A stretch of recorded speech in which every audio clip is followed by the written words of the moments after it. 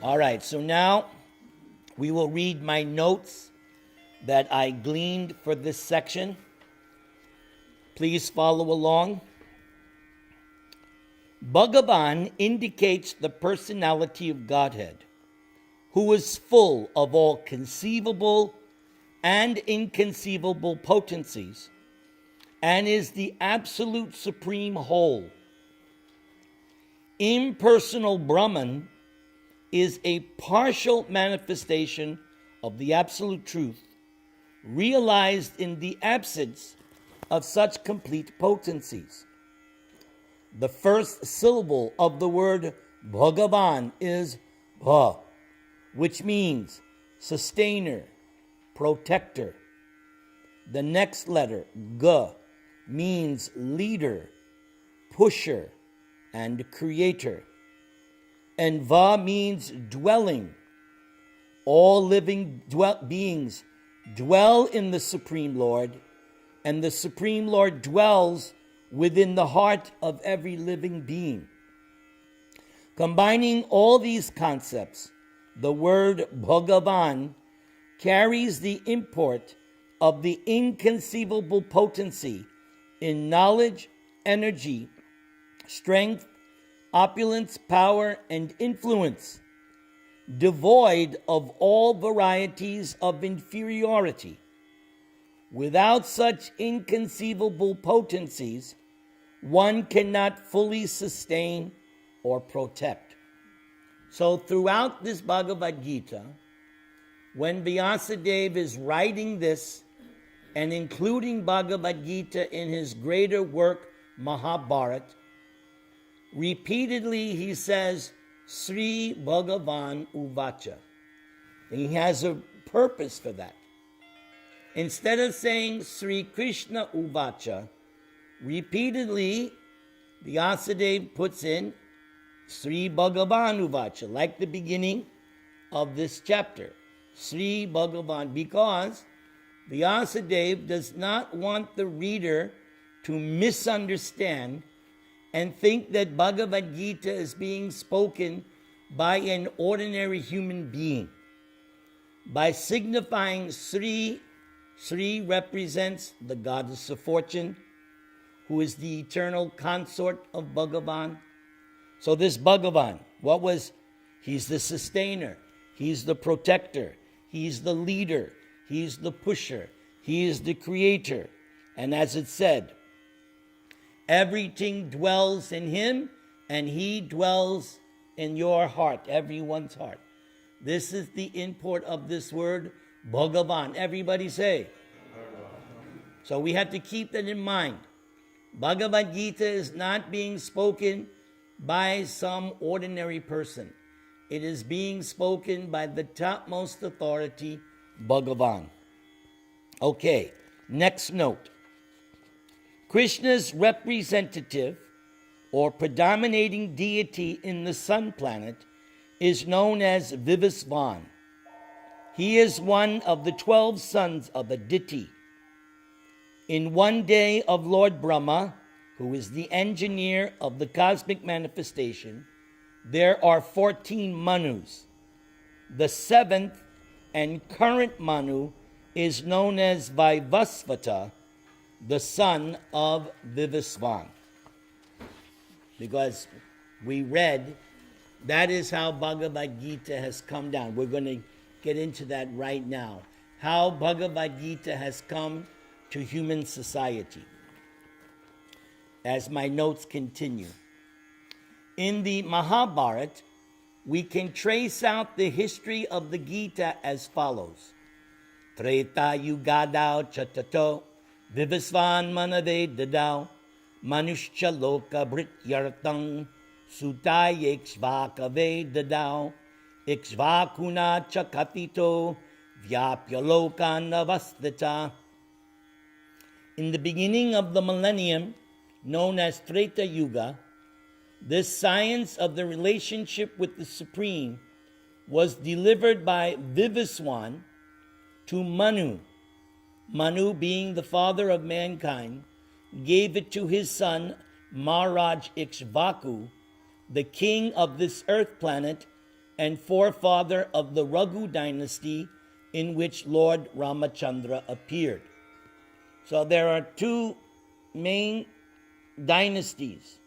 This Surya dynasty, Raghu dynasty, where Lord Ramachandra comes from, and then the Soma Vangsha or Soma dynasty that Krishna appears in. So, let's continue. It's all nicely explained. Therefore, Bhagavad-gita existed in human society from the time of Maharaj Ikshvaku. At the present moment, we have just passed through 5,000 years of the Kali Yuga, which lasts 432,000 years. Before this, there was Dwarapara Yuga, which is 864,000 years. And before that, there was Treta Yuga, 1,296,000 years. Thus, some 2,165,000 years ago, Manu spoke the Bhagavad-gita to his disciple and son, Maharaj Ikshvaku, the king of this earth planet. The age of the current Manu is calculated to last 305,300,000 years, of which 120,400,000 have passed. Accepting that before the birth of Manu, the Gita was spoken by the Lord to his disciple, the sun god Vivasvan, a rough estimate is that the Gita was spoken at least 120,400,000 years ago, and in human society it has been extant for 2,165,000 years. So, Bhagavad-gita is not new. That's why it said, this ancient science, the word was Puratana, ancient science. So we should appreciate that this book that we are studying is, what does it say? Has been in human society for 2,165,000 years. It was re-spoken by the Lord again to Arjuna about 5,000 years ago. That is the rough estimate of the history of the Gita, according to the Gita itself, and according to the version of the speaker, Lord Sri Krishna. It was spoken to the sun god Vivaswan because he is also a Kshatriya. Kshatriya means king, and is the father of all Kshatriyas who are descendants of the sun god or the Surya Vangsha Kshatriyas. Because Bhagavad-gita is as good as the Vedas, being spoken by the Supreme Personality of Godhead, this knowledge this is what I mentioned earlier, apaurushaya, superhuman. Since the Vedic instructions are accepted as they are, without human interpretation, the Gita must therefore be accepted without mundane interpretation. The mundane wranglers may speculate on the Gita in their own ways, but that is not Bhagavad-gita as it is.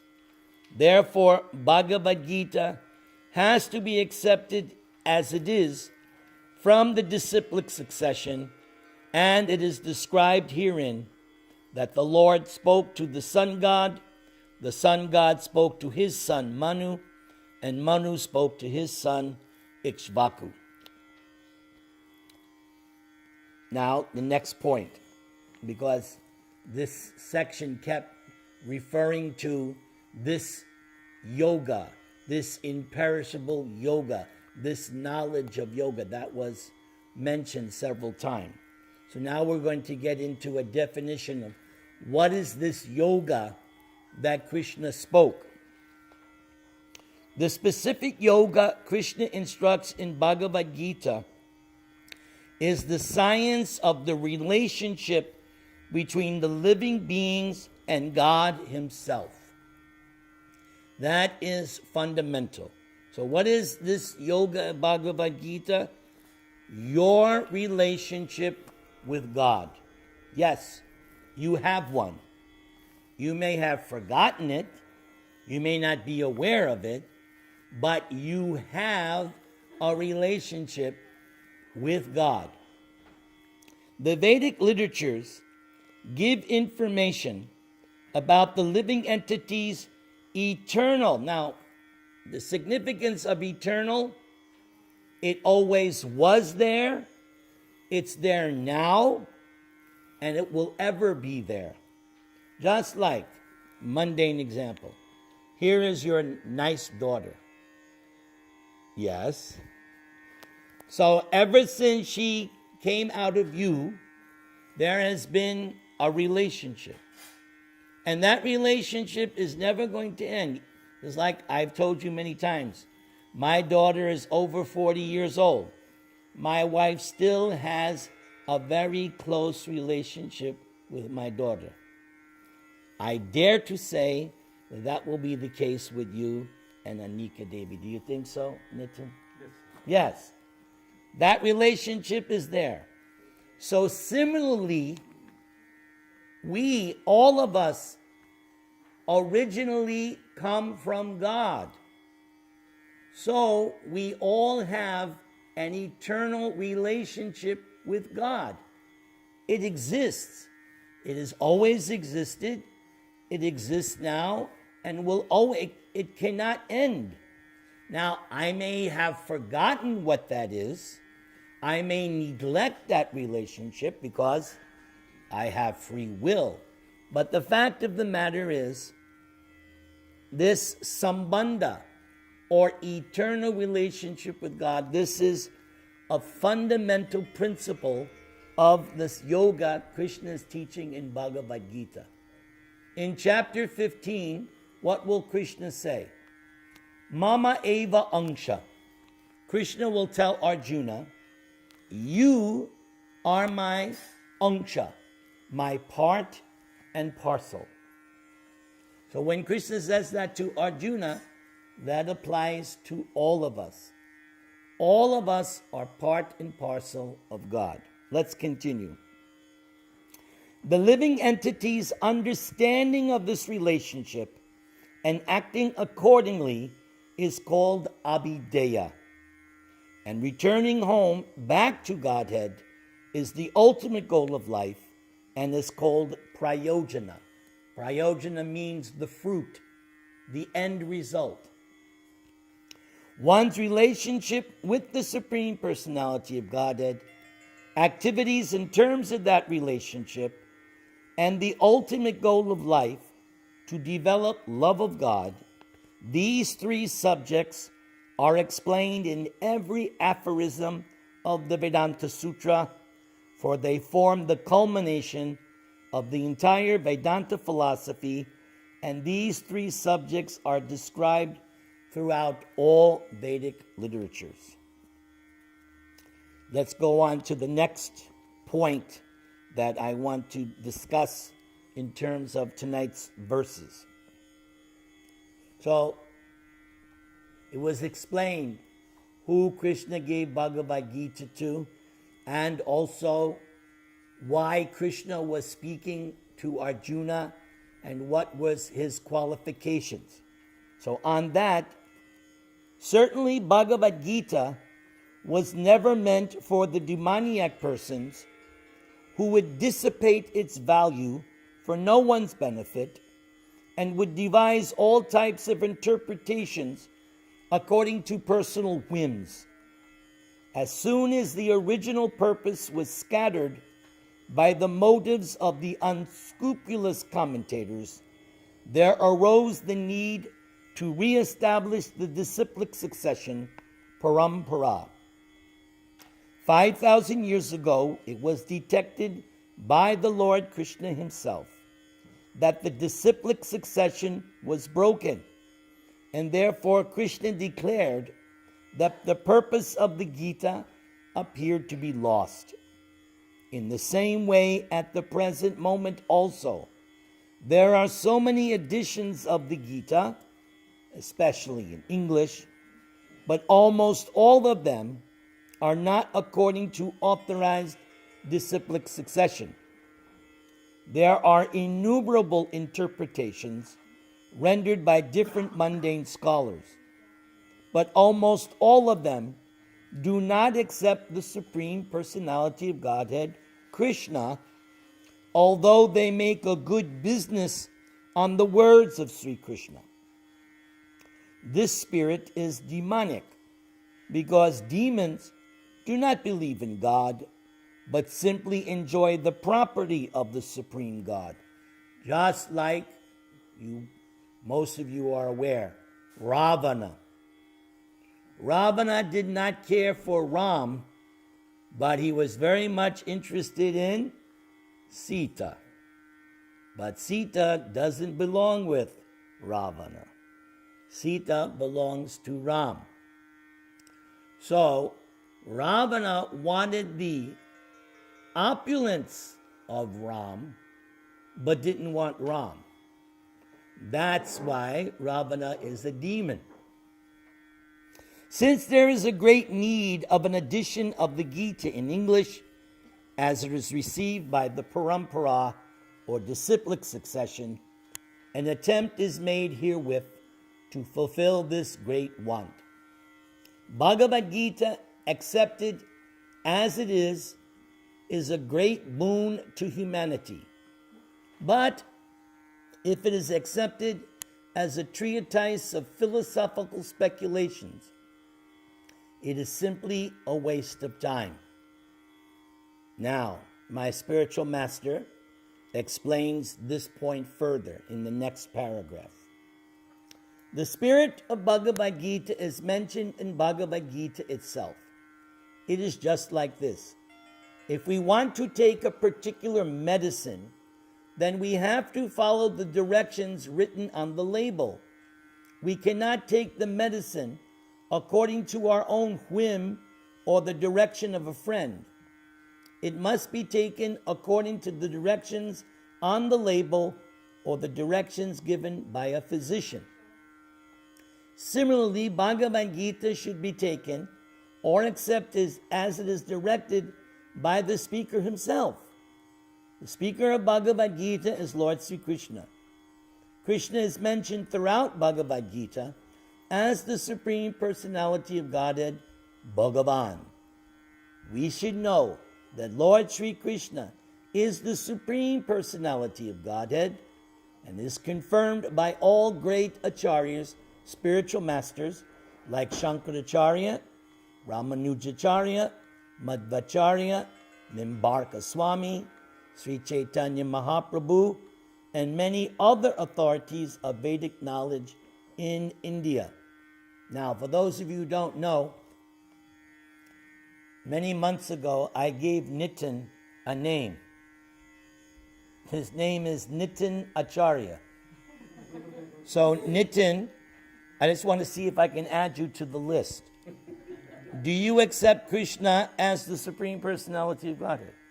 Yes. Oh, then you can be added. So let's reread that. As confirmed by all great acharyas like Shankaracharya, Ramanujacharya, Madhvacharya, Nimbarka Swami, Sri Chaitanya Mahaprabhu, and Nitin Acharya. Let's give Nitin a big hand here. Very good.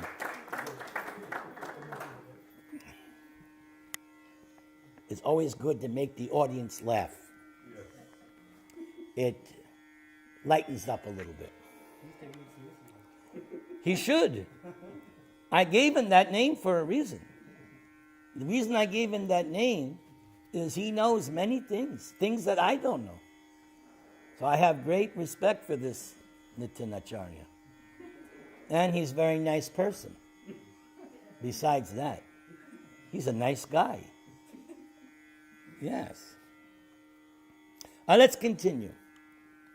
Krishna himself also established himself as the Supreme Personality of Godhead in Bhagavad-gita, and Krishna is accepted as such in the Brahma Samhita and all the Puranas, especially Srimad Bhagavatam, known as the Bhagavad Purana. Therefore, we should take Bhagavad-gita as it is directed by the personality of Godhead himself. Next point. Krishna tells Arjuna that he is relating this supreme secret to him because Arjuna is his devotee and his friend. The purport of this is that Bhagavad-gita is a treatise which is especially meant for the devotee of the Lord. So those of you who know Mahabharata, Krishna did not speak Bhagavad-gita to Duryodhana, because Duryodhana definitely wasn't Krishna's devotee and definitely wasn't his friend. Because when Krishna came for the peace proposal, Duryodhana tried to abduct him. So you don't invite someone to your house and then lock them up. That's not a very good friend. So Krishna spoke Bhagavad-gita to Arjuna because Arjuna was Krishna's staunch devotee and Arjuna was Krishna's lifelong friend. Okay. Krishna tells, he's relating the supreme secret to him because Arjuna is his devotee and his friend. The purport of this is that Bhagavad-gita is a treatise which is especially meant for the devotee of the Lord. There are three classes of transcendentalists, namely the Jnani, the Yogi, and the Bhakta, or the impersonalist, the meditator, and the devotee. Here Krishna clearly tells Arjuna that he is making him the first receiver of a new parampara, disciplic succession, because the old succession was broken. It was the Lord's wish, therefore, to establish another parampara in the same line of thought that was coming down from the sun god to others, and it was Krishna's wish that his teaching be distributed anew by Arjuna. Krishna wanted Arjuna to become the authority in understanding Bhagavad-gita. So we see that Bhagavad-gita is instructed to Arjuna, especially because Arjuna was a devotee of the Lord, a direct student of Krishna, and his intimate friend. Therefore, Bhagavad-gita is best understood by a person who has qualities similar to Arjuna's. Here, Lord Krishna informs Arjuna that he is disclosing the secrets of the Bhagavad-gita to him because he is his devotee. Arjuna was not a sannyasi, nor was he a Vedantist or a Brahmin.